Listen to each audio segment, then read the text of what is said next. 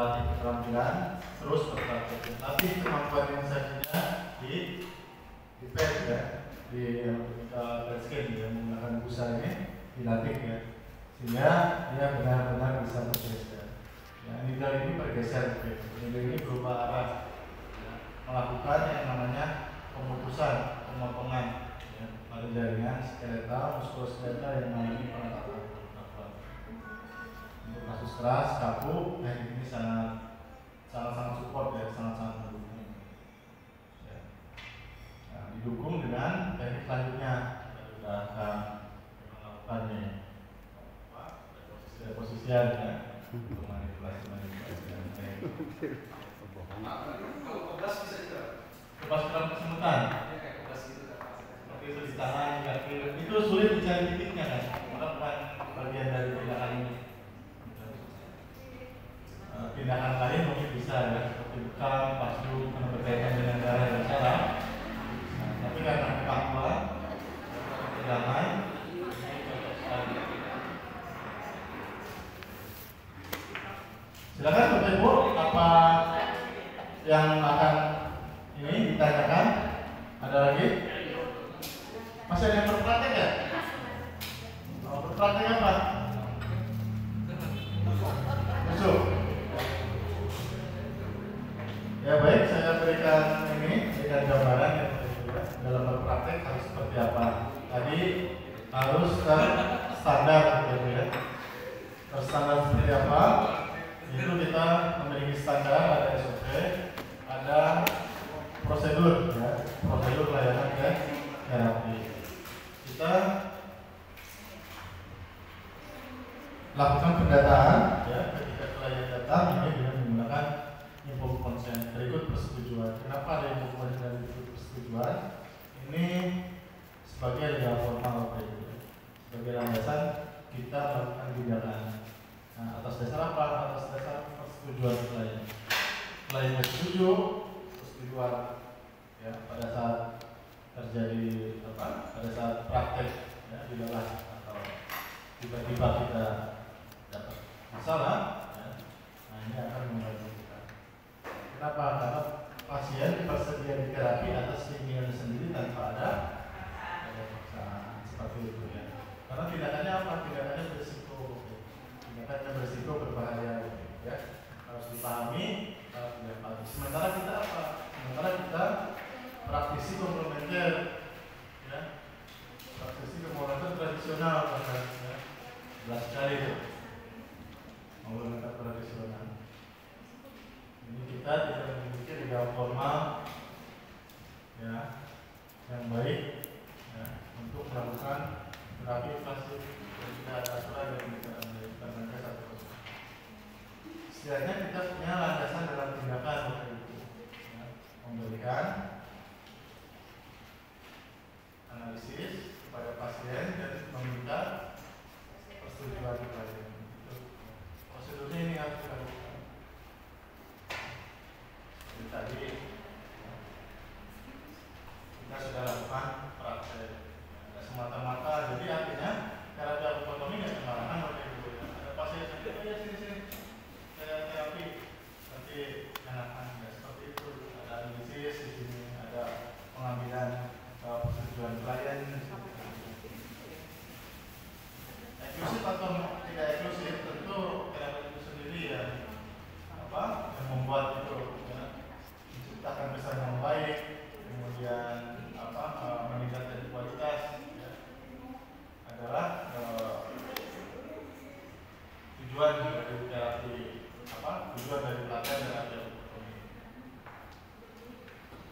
Sementara terapi akupunkturi ini terus berkembang oleh dia, mulai kesempatan ikut pelatihan saya itu nanti ini materinya akupunkturi for muskuloskeletal problem, itu permasalahan untuk otot rangka. Tapi ada nggak permasalahan? Ada permasalahan skeletal problem. Itu permasalahan pada struktur tulang itu sendiri. Kasus apa contohnya? Tadi dari kasus ibu tuh ya, namanya rheumatoid arthritis. Rheumatoid arthritis bisa ya. Jadi kasus-kasus silat, penumpukan purin, ini mengendap, ya. Deposit tambah besar, tambah menumpuk. Kasusnya apa? Kasusnya peradangan osteoartritis, ya, artritis, kemudian bospor, kemudian kalau pagi hari itu ada kalau bangun pagi sakit, ya, itu kasusnya apa? Itu kasusnya kemungkinan dan biasanya itu kalau kasusnya L-spor, ya, atau kakak karena dia di kakaknya, atau taji di tumit, ya. Taji itu nggak bisa dipijat, nggak bisa juga diurut, nggak bisa dibekap, nggak bisa dipukul-pukul pakai kayu, nggak bisa, karena dia tubuh. Ya pukul pun tidak bisa. Biasanya dia pakai blade. Jadi tajinya ditahan, ya, sampai dia lepas, sampai dia. Nah, metode pada penanganan spor pada skeletal itu menggunakan analisisnya tidak, ya, menggunakan teknologi yang lebih tinggi daripada Pilotren. Pilotren hanya melihat pembuluh darah di permukaan, tapi di dalam, ya, itu belum terlihat sepenuhnya, gitu. Walaupun sudah detail dan dia bisa terlihat di permukaan. Itu kita menggunakan untuk masalah skeletal problem itu menggunakan USG itu, ya, USG visual. Untuk bisa melihat struktur tulang yang mengalami sedimentasi purin atau sedimentasi oksigen. Kemudian ada kesempatan bagus untuk ikut kelas lanjutan, ya, menggunakan ginjal panjang. Jadi menggunakan ginjal pendek prakteknya. Panjang atau pendek, menggunakan ginjal panjang itu pakai USG itu di detail, ya. Baik Bapak Ibu, ada kesulitan di prakteknya?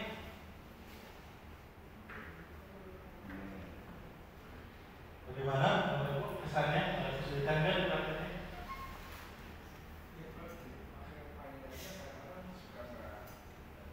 Suka nggak jelas. Nah, yang depan ini yang aslinya itu 3 led, ya, 3 lampu.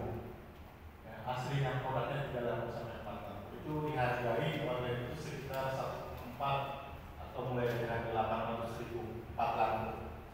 Di saya review 1 sampai 2 lampu saya bisa bikin, ya, masih bikin. Di prakteknya ini 1 lampu, dan ada juga yang 2 lampu 2 led, itu bisa saya masih bisa pakai, masih bisa buat 2 led HPL.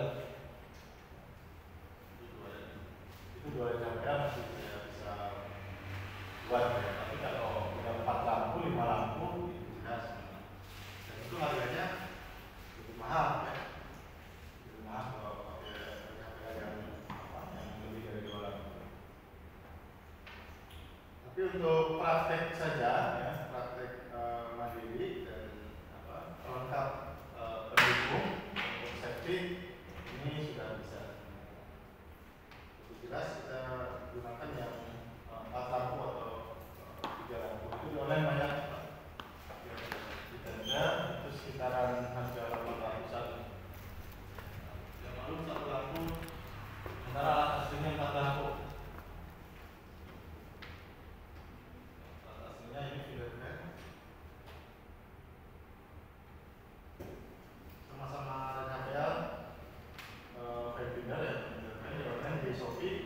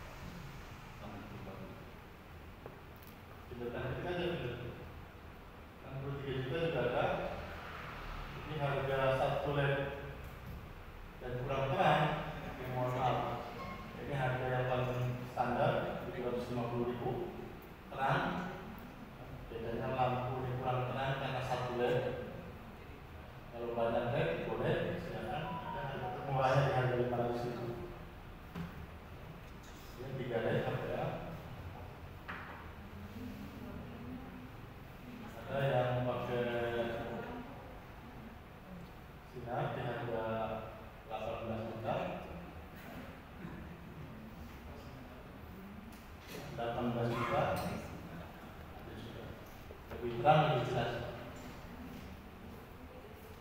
Tulisannya ventilator, silakan. Digunakan sebagai alat medis menemukan pembuluh darah. Tapi di sini digunakan sebagai navigator menghindari pembuluh darah dengan alat yang sederhana, muat meriah.